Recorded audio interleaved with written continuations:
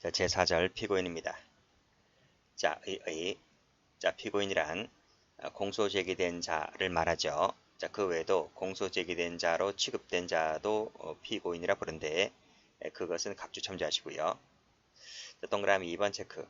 자, 피고인은요, 공소 제기된 자이면 족한 거예요. 따라서 진범인지 아닌지, 그리고 당사자 능력, 소송 능력이 있는지 없는지, 그리고 공소 제기가 유효인지 아닌지 그런 거 일체 따지지 않습니다. 불문한다. 자, 기출문제가 있습니다. 공소 제기는요, 반드시 그 공소 제기가 유효한 때에만 재판이 열리는 게 아닙니다. 무효인 때에도 재판은 열리고요. 거기서 이제 형식 재판 열어서 이런 것들이 있는지 없는지를 다 따지죠. 자, 구별 개념 우리가 다 앞에서 봤던 겁니다. 자, 피고인은 공소제기 이후이고 공소제기 이전은 피의자라 부른다. 그리고 재판이 확정되면 수형자가 되죠. 수형자는 기결수를 말합니다. 자, 공동피고인 가자. 자, 공동피고인은요, 공동으로 재판받는 사람을 말합니다. 공범이란 얘기는 아닙니다. 공범일 수도 있고 아닐 수도 있는 거예요. 또 공동피고인이라 해서 일괄 기소될 필요까지는 없고요. 또 서로 사건이 관련되어 있을 필요도 없는 거예요. 그냥 한 배를 탔다 이렇게 생각하시면 됩니다. 무슨 얘기냐? 우리가 이제 강남에 지하철을 타고 가야 되잖아요. 그러면 이제 지하철 타는 그 출발지는 전부 다 다를 수 있잖아요. 어떤 사람은 신도림에서 탈 수가 있고 어떤 사람은 저 수원에서 올 수도 있고요. 그렇죠? 그러니까 그런 거 다 일체 따지지 않는다는 거예요. 그냥 같은 지하철에 탔다면 전부 다 공동 피고인이 되는 거예요. 그래서 공범자일 수도 있고 아닐 수도 있고 그리고 사건이 관련되어 있을 수도 있고 아닐 수도 있고 그런 내용입니다. 자, 원칙까지. 공동 피고인은 그냥 같이 재판 받는다는 것 뿐입니다. 그래서 피고인마다 소송 관계는 다 개별적이죠. 개별적. 그래서 개별적이기 때문에 그중 1인에 대해서 발생한 사유는 다른 사람에게 영향을 끼치지 않습니다.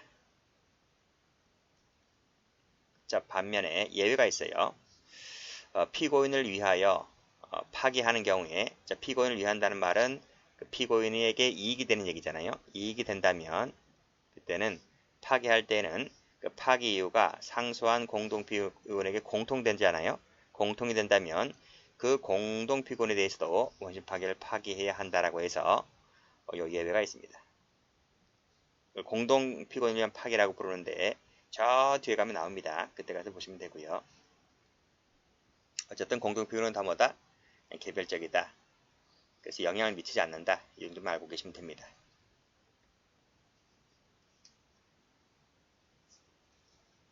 자, 특정 가죠. 자, 검사가 공소를 제기할 때 공소장에 피고인의 성명 등을 기재를 해야 됩니다. 그런데 이 성명이라는 것이 동명이인도 많잖아요. 그래서 이 성명만 갖고는 되진 않은 거예요. 성명 외에도 기타 피고인을 특정할 수 있는 사항이 있다면 그것을 기재를 해야만 됩니다. 자, 이 공소제기 효력은 검사가 공소장에 피고인으로 지정한 자에게만 그 효력이 미치게 되는데요. 자, 문제는 뭐냐면 이 공소장에 기재된 사람과 현실적으로 심판을 받는 사람이 달라요. 그러면 누가 누구를 과연 피고인으로 볼 것이냐의 문제가 이제 앞으로 배울 이 성명모형 위장 출석에 나옵니다. 자, 피고인을 특정한다 할 때 특정 기준이 뭐냐? 여러 가지 설이 있습니다. 뭐 표시설, 행위설, 의사설 등등 여러 가지가 있는데 일단은요. 위에서 보았듯이 검사가 공소장에 기재한 것, 그치? 누구를 기재했느냐? 그리고 그 공소적 효력은 그 기재된 사람에게 대해서 효력이 미친다 했기 때문에 일단은 가장 중심이 뭐다? 표시설입니다. 공소장에 표시된 사람이 누구냐? 이것이 원칙인데요. 이것이 원칙이다. 그렇지만 경우에 따라서는 행위설과 의사설을 함께 고려하여 피고인을 결정해야 한다는 실질적 표지설도 이제 판례에서 나와요. 다수설 판례 입장이 그렇다 이겁니다. 됐습니다. 자, 뭐 형식설, 행위설, 의사설이 뭔지는 각주 설명해놨기 때문에 참조하시면 돼요. 자, 그러면 성명모형을 합니다. 성명을 모용했다는 말은 성명을 도용했단 말입니다. 자, 예를 볼게요. 의의를 볼게요. 자, 피의자 갑이 있어요. 자, 수사를 받아요. 근데 겁이 나잖아요. 그래서 자기 이름을 대지 못하고 을의 이름을 쓰는 거예요. 을의 성명을 사용한다 이거지. 그러니까 뭐 동생 이름이라든지 뭐 친구 이름이라든지 아니면 뭐 가명이라든지 막 이름을 대는 거예요. 그래서 검사가 공소장에 갑이 아닌 을의 이름을 적는 거야. 그래서 을을 피고인으로 기재한 경우를 성명을 모용했다 라고 부릅니다. 자, 그러면 위에서 보았듯이 지금 공소장에 기댄 사람과 실질적으로 재판을 받는 사람이 지금 불일치한 거잖아요. 그러면 이 경우에 이 성명모형의 경우에 있어서 이 피고인을 갑으로 봐야 되느냐 을로 봐야 되느냐 이 얘기입니다. 자, 그래서 이 특정 기준 관련해서 앞에 여러 가지 학설들이 있다고 했잖아요. 근데 여기서는 이제 실질적 표시설이 다수설 판례입니다. 그래서 검사가 공소 제기를 의도한 자가 이제 을이 아니기 때문에 따라서 이 피고인은 누구만 된다? 을이 아니고 모용자 갑만 피고인이 된다는 입장입니다. 갑만 피고인이 되기 때문에 따라서 공소적 효과도 이 갑에 대해서만 미치게 되는 것이고요. 을에 대해서는 미치지 않게 되는 거죠. 이 갑을 뭐라고 하냐면 사람을 실질적 피고인이라 부르고 요 공소장에 을이라고 표시했다 했잖아요. 그러면 요 을이라는 사람이 형식적 피고인이 되는 거예요.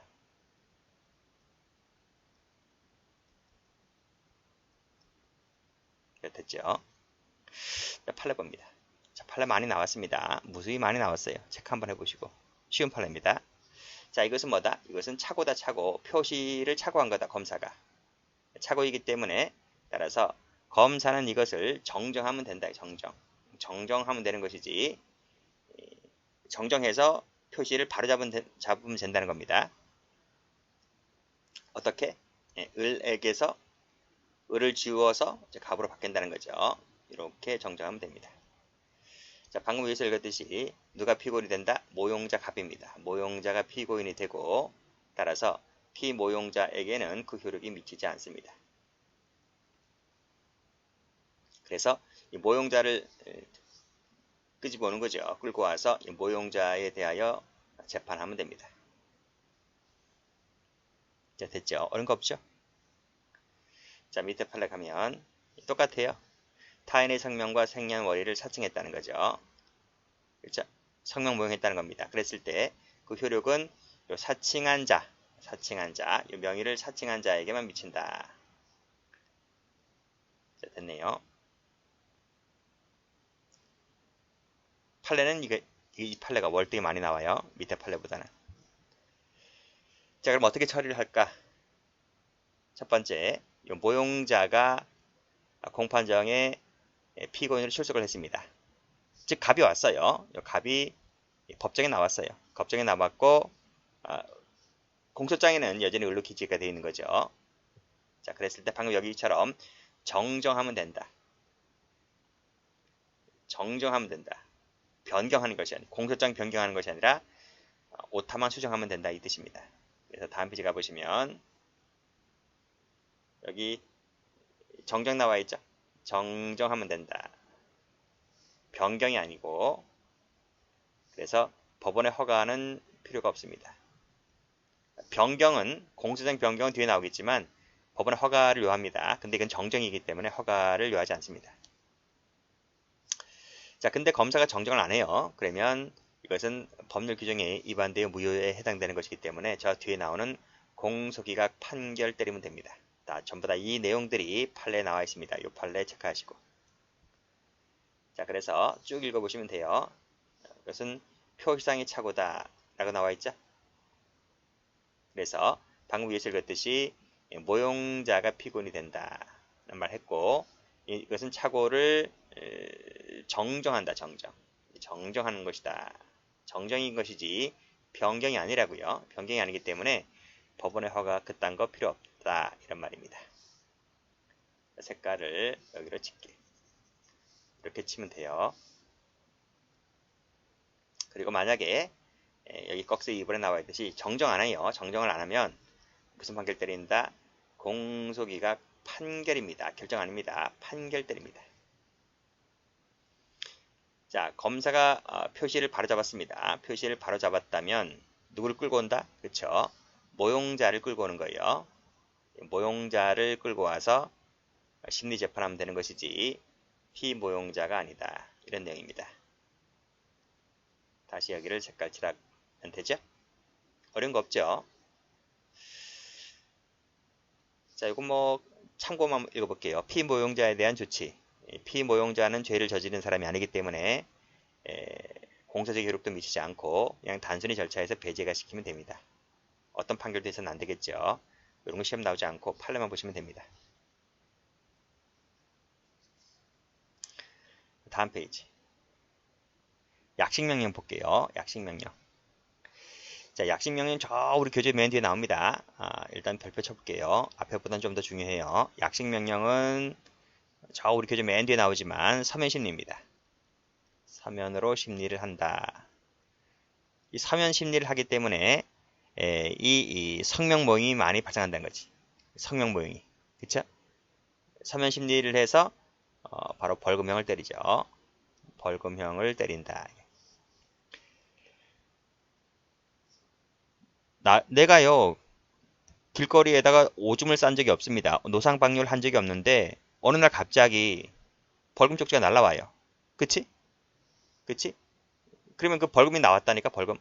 서면 심리만으로 벌금형이 나왔다니까. 그걸 내가 기간 내에 이걸 바로잡지 아니하면 난 벌금을 낼 수밖에 없는 거예요. 따라서 난 그걸 한 적이 없는데 벌금 쪽지가 날아오니까요. 어떻게 됩니까? 그 벌금 쪽지가 날아온 것에 대해서 당연히 이의제기해야 되겠죠. 그래서 이 피모용자가 정식 재판을 청구하는 거예요. 자, 그런 내용입니다. 자, 밑에 자, 피모용자에 대한 조치. 자, 이렇게 적으시면 되겠네요. 서면 심리로 이루어지기 때문에 따라서 여기에 대하여 특히 뭐가 많이 이루어진다? 성명모용이 많이 발생한다 이런 말입니다. 자, 피모용자 어떻게 할까요? 당연히 법정에 나와야 되겠죠. 이 사람이 정식재판 청구를 했으니까요. 공판장에 출석했다면 이제 소송 계속이 발생했기 때문에 이 사람은 이제 형식적 법정에 나왔기 때문에 형식적 피고인이 됩니다. 실질적 피고인은 오줌 싼 애가 실적 피고인이지 이 사람은 오줌 안 쌌는데 이 사람은 그래서 형식적이나마 피고인이 되는 거예요. 이 경우에 법원은 적법한 공소 제기가 없는 것으로 보아서 앞에서 배운 327조 제2호를 유추정해서 무슨 판결을 때린다? 공소기각 판결을 때려서 재판에서 배제시키면 됩니다. 자, 그런 내용 한번 보겠습니다. 자, 피모용자가 약식명령을 송달받고 정식재판 청구를 했다. 그 과정에서 성명모형했다는 것이 밝혀지겠죠. 발각됐다는 거죠. 자, 그래서 검사가 공소장을 정정하는 등 소송 계속이 발생하고 외관상이나마 형식상이나마 이 피모용자가 이제 피고인 지위를 갖게 된 거예요. 갖게 되었을 때 법원은 무슨 판결 때린다? 그때 공소기각 판결 때립니다. 결정 아닙니다. 판결 때립니다. 앞이랑 똑같습니다. 여기서도 판결.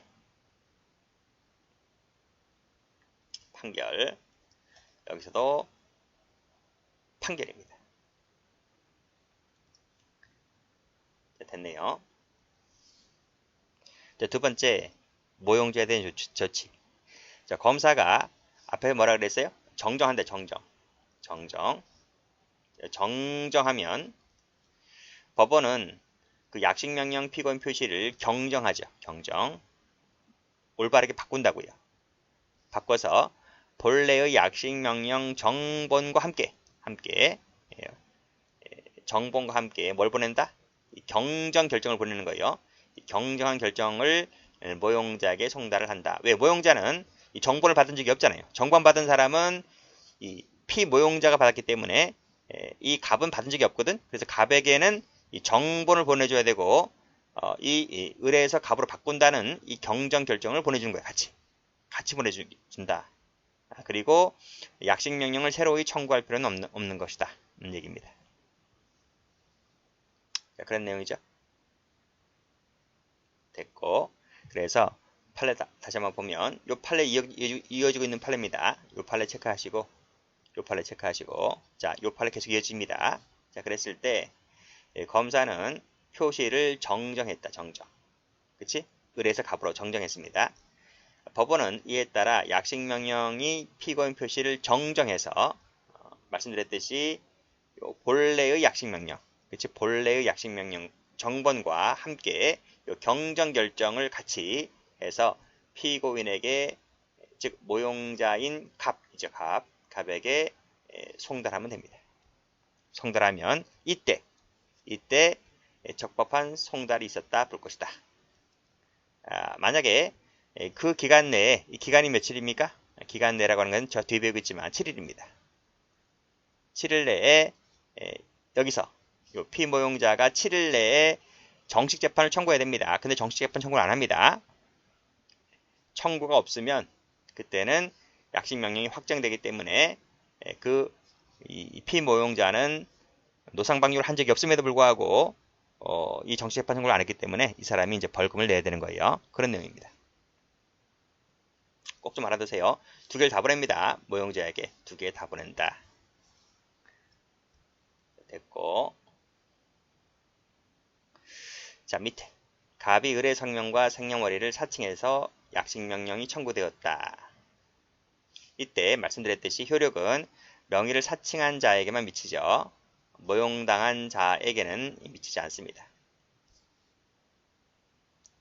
자, 따라서 공소기각 판결 때린다는 것까지 했고, 자 을에 대하여 공소기각 판결이 확정되었다 하여 갑에 대해서 별도로 기소할 필요는 없다. 별도 기소가 아니다. 그 얘기가 여기 나와 있죠. 새로이 청구를 할 필요가 없다 이 얘기입니다. 할 필요가 없다. 그 말은 별도 기소할 필요가 없다. 됐고, 만약에 정정하지 아니하면 공소기각 판결을 해야 된다. 뭐 됐습니다. 앞에 거 잘 보시고요.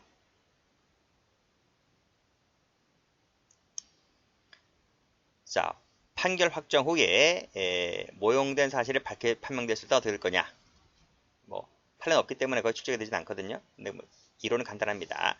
판결 효력 역시 마찬가지로 모용자인 갑에 대해서만 미칩니다. 피모용자에게는 미치지 않아요. 갑에 대해서만 미친다. 그리고 이 을에게 벌금 딱지가 날아와서 확정된 것은 나중에 말소시키면 됩니다. 이렇게 보는 것이 다주설이다. 이제 끝났고요.